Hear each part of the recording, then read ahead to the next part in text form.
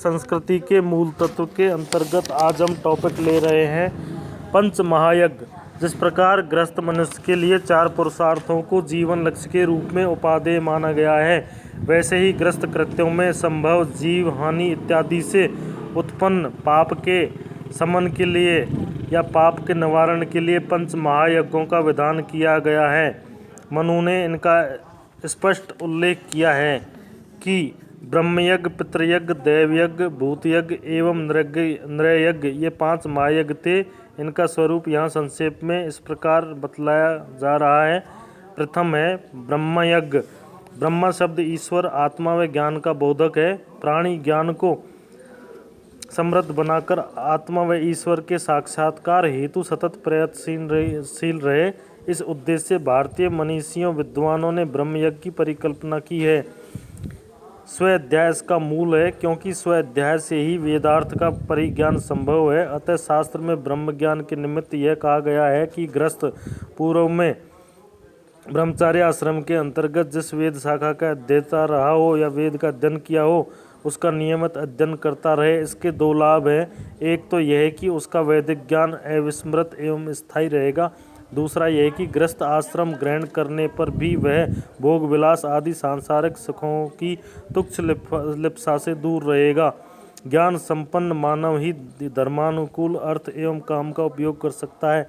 अतः ज्ञान राशि की अखंडता को जीवन का अंग बनाए रखना ब्रह्म ज्ञान की व्यवस्था के मूल में निहित था।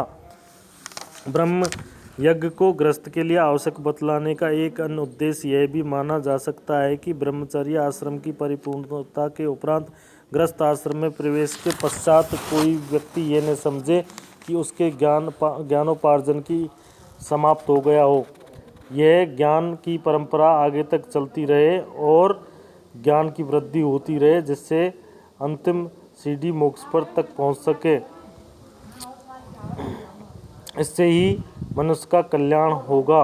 ब्रह्म यज्ञ का ही परिणाम है कि भारत में प्राचीन युग से ही ज्ञान संपन्न ऋषि, महर्षियों, मुनियों, योगियों, महापुरुषों, साधु संतों एवं भक्तजनों का आविर्भाव हुआ तथा उन्होंने विश्व को संपूर्ण ज्ञान राशि वितरित की।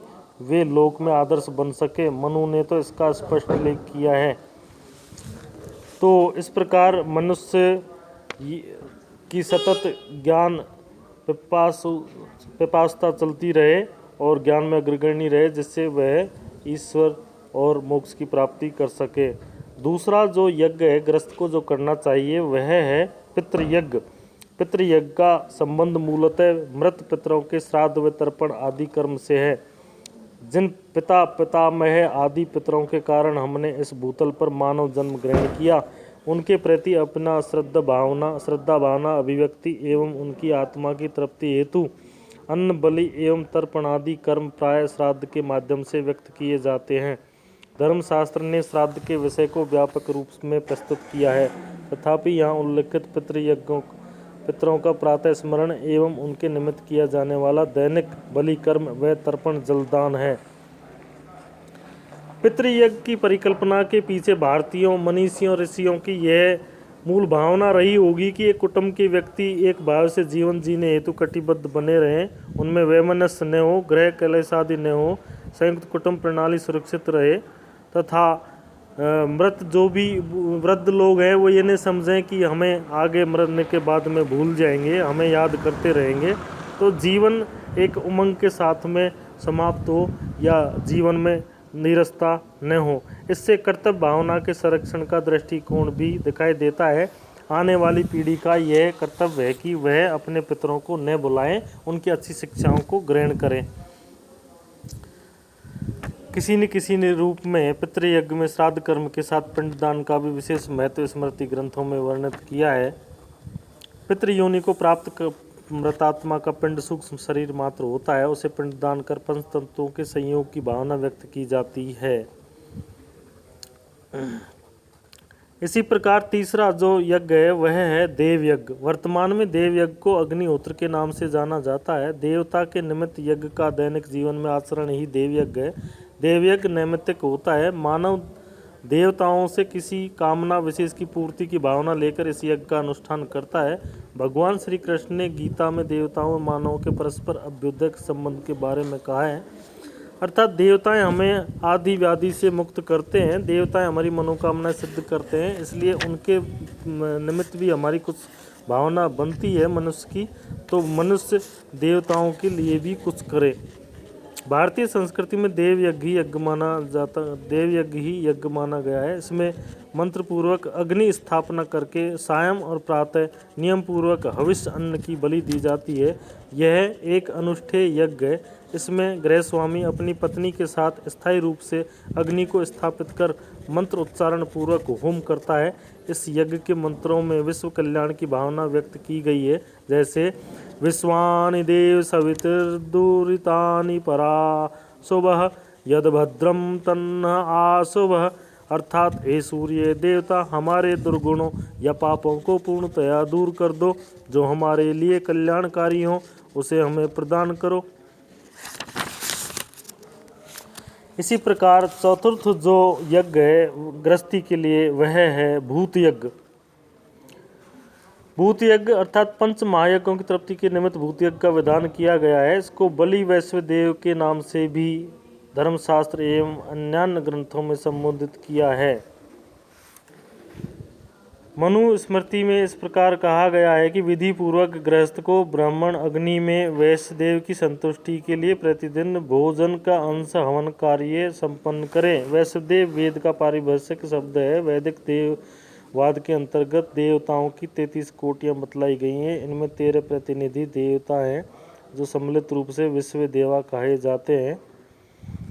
इनकी पूजा कर लेने पर सभी देवताओं की पूजा मान ली जाती है। गृहस्थ के लिए यह पूजा अनिवार्य रूप से करने का उल्लेख है, क्योंकि यह भी गृहस्थ पुरुष के श्रेय का साधन है। इसके साथ ही पंच महाभूतों की पूजा भी करनी है, क्योंकि पंच महाभूत ही प्राणी के जन्मदाता हैं। अतः वे प्राणी पर दुष्प्रभाव न डालें, इस निमित्त उनका भी तृप्त रहना आवश्यक है।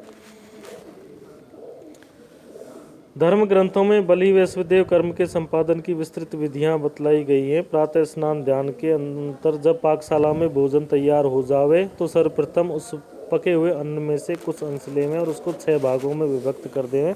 फिर एक स्थान पर पूर्वादि क्रम से 4 दिशाओं में 4, एक मध्य में तथा एक बाहर की ओर 6 जगह अग्नियां प्रज्वलित करें। सर्वप्रथम चारों दिशाओं की अग्नियों में क्रमशः अग्निवायु, जल एवं पृथ्वी के निमित्त एक अन्न अंश की आहुति डालें। पुनः मध्य भाग में आकाश के निमित्त एक अन्नांश की आहुति डालें। इसके पश्चात मंडल से बाहर स्थित अग्नि में विश्व देवा के मंत्र सहित हवि डालें।